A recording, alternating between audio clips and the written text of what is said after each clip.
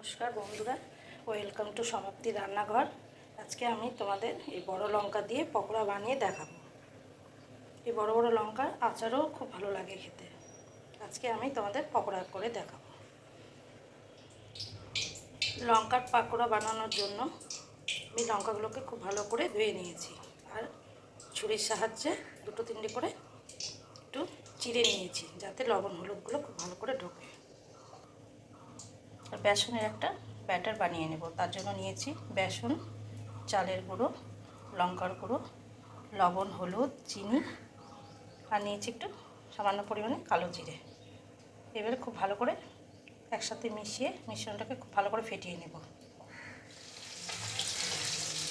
লঙ্কা পকোড়া ভাজার জন্য লঙ্কাগুলোকে আমি ব্যাটারের মধ্যে কিছুক্ষণ চুবিয়ে রেখেছি, যাতে লবণ হলুদগুলো ভালো করে ঢোকে। কড়াইয়ে দিয়ে নিয়েছি আমি সাদা তেলে পকোড়াগুলো ভেজে নেব। লঙ্কার পকোড়াগুলোকে আমি সাদা তেলের উপর এইভাবে দিয়ে দিয়েছি এক এক করে।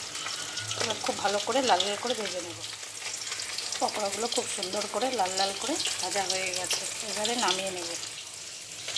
লঙ্কার বড়ার পকোড়ার এই রেসিপিগুলো ভালো লাগলে অবশ্যই বন্ধুরা বাড়িতে ট্রাই করো। দেখো, দেখতেও কত সুন্দর হয়েছে, আর খেতে তো ভীষণ ভালো হয়। অবশ্যই তোমরা বাড়িতে ট্রাই করো।